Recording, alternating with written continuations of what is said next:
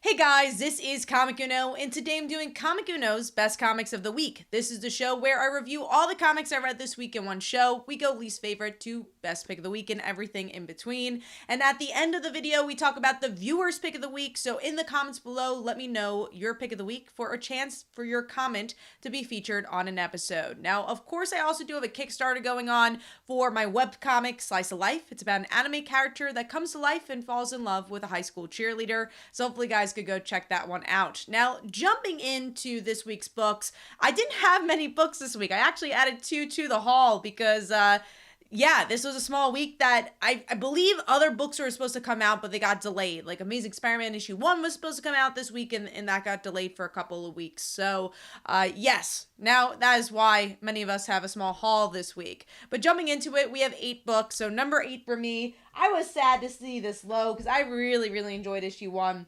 And that is Spider-Gwen Gwenverse issue 2. I like that the first issue had a lot to do with Gwen's character, and I felt like this issue threw a lot at us. There was a lot of different types of Gwens. We had Thor, we had Captain America, we had Nightwing. We just had so much going on. It kind of lost the more personal story that I enjoyed about issue 1, and I feel like the artwork wasn't as strong as we've seen in previous Gwen books. I felt like some of the facial expressions felt a little weak to me, so overall I gave that 2.5 stars, and that is number 8. Moving on to number 7, a big Spec book for this week, and that is Hulk, issue 6. There's a new character that shows up. I believe, I don't know their names, but here's an image of that character. But it's if Hulk had a Hulk. So that's kind of how they introduced it here. And this issue throws a lot at you as well. And that's kind of the point of this arc, where it's just very explosive, and there's just a lot going on plot-wise, and what is going on in Hulk's mind. The confusion of that is kind of laid out as this whole first arc. And action-wise and visual-wise, I like that. Story-wise, it really wasn't for me. Again, I like the introduction of the new Hulk. I like, getting into Hulk's head, but I feel like they did that so much in Immortal Hulk. You could only just compare it to that, even though it feels very different. I just kind of wish they tackled the different side of Hulk here. And then the Thor stuff just kind of comes right at you at the end, literally, with Thor's hammer getting towards Hulk. And I'm still excited for that arc. I want to see where it's going because I really like Thor as a series, and I like Donny Cates as a writer. But this one's just been really fast for me. I haven't really been able to really dive my teeth into this book, and I'm still, after this arc, deciding where I want to put this book on my pull list or not. So overall, giving that 3 stars. I don't think it was a bad issue by any means. I think there's it's definitely well written. Again, it's just more of a subjective thing here. Moving on to number 6, which is Nightwing, issue 91, and this is kind of feels like another filler arc where we get to see Wally and Nightwing team up, and obviously as a Teen Titans fan, that's fun, and they have a lot of good interactions, but the darker artwork isn't doing it for me. Obviously you have this very bright palette with Bruno Rodolfo, and the inking was very heavy for me, and then some of the more character beats didn't happen as organically as I wanted to. I think a good example of that is when Wally kind of is unconscious, and he wakes up and says, "Hey, you and Barbara should get together." And Nightwing's like, "It's complicated." And obviously it's a conversation I like. I want to see them together, but I wish that happened more organically and just wasn't as rushed as it was, just to kind of fit that into the story. And then the KG Beast stuff, I feel like, was just okay as a plot point. I want to see more from Nightwing's sister. I want to see more from the overall plot. So overall, given this 3 stars. I liked it. I had a good time with it, but it wasn't a perfect issue and not in my top 5 because of that. Now, moving on, we are going to be talking about the top 5, and this is one of the books I kind of got on whim, and that is Batman Superman World's Finest issue 2. I did love issue 1, and that's why I was like, I don't know if I'll pick up issue 2. We'll see what type of week it was. And guess what? It was a small week, so I'm like, all right, let me give it a shot. I like Supergirl, and she's on the cover. And I like this issue a lot more. I think, not that I didn't understand what they were doing in the first issue. I understand it was just, more Silver Age, more old school comics of the plot in this fun kind of mustache twirling villain is kind of the most important thing. And that's how the character beats come out. And in some regards, I like that. I do like more character-driven storylines, and I kind of wish that outweighed the kind of crazy plot going on. But there are good moments in this issue, and for me, Supergirl and Robin really took the show here, where they're fighting about something you don't really know what, and I just thought that was a lot of fun and kind of brought this issue a little bit higher for me. And the artwork, obviously, Dan Mora just brings that classic feel, great facial expressions. So, I'm going to see if I'm going to get issue 3 or not. I think it still depends on the week, but I like this issue more than I liked issue 1. So overall, giving that 3 stars, and that is number 5. Moving on to number 4, which is Catwoman Lonely City issue 3. And I believe this is the penultimate issue. I think we have one more issue after that. And the back says it's going to be coming out in August, so it's going to be a while. But I like it. I like this kind of, I guess we could consider like Old Man Logan style book. It's not as post-apocalyptic, which I kind of like about it, where it's just, should Catwoman still be Catwoman after everything she's gone through, after how her family has changed, and even her villain friends have changed?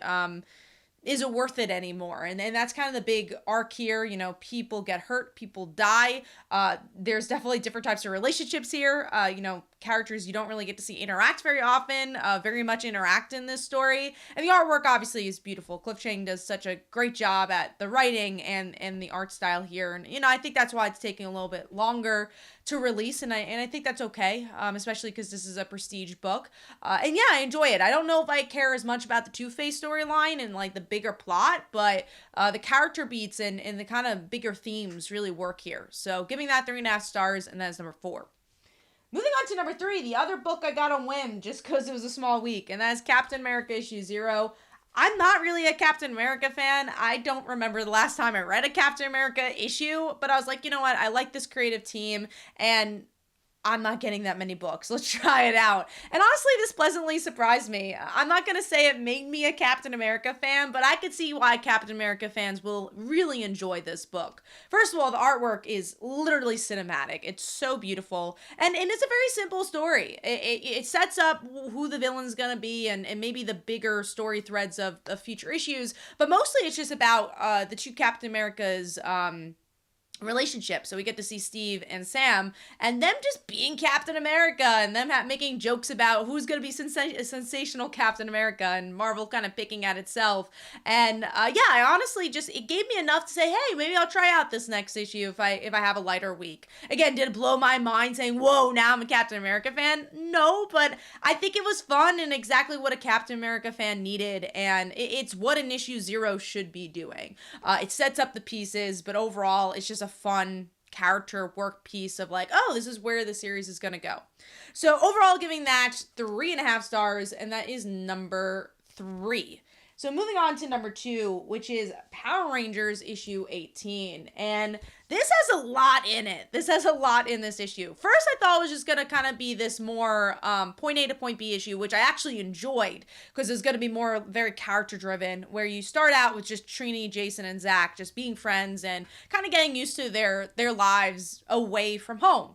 And I really enjoyed that story. But then things really pick up where we get to see the Red Ranger from In Space show up. And you're like, whoa, this is like a very big ranger. He's showing up. And then you get to see the plot kind of thicken, where we get to see Trini and Zach find an alien baby. And then that alien baby kind of is very Groot-like, where they grow up. So what's that going to mean for our main characters here? And how is that going to make, again, the plot thicken and affect these heroes? And one thing I really enjoy about that, it kind of feels like, the high school experiment of when you have home ec and you're like, all right, take care of this kid. And now they're like, well, you actually got to take care of a real kid, and also they're an alien.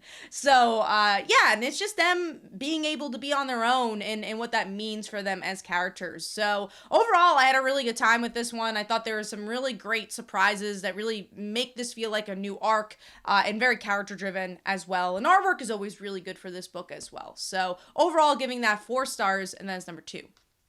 Moving on to number 1, which is Refrigerator Full of Heads, issue 6. And with this issue, what I really liked about this is, well, honestly, with this whole entire series, what I really like is that it feels like a good slasher sequel, which is so rare to see. Not even just comics, but just in like movies. It's so rare to see like the Halloween 2 or, Scream 2, even though Scream 2 is a good movie. But those type of franchises have a good sequel, Nightmare on Elm Street. So to have the building blocks of June as a character and then having this new final girl and then learning about this final girl and her relationship with the person who died, which is such a rarity in slashers, right? Usually it's like, all right, that guy died, let's move on. Let's not really give him a narrative besides maybe one funny line that we all glob onto. But no, you actually learn about these characters and you feel for these characters, and you definitely feel like this chapter's not over from a mythology standpoint, from just a character standpoint.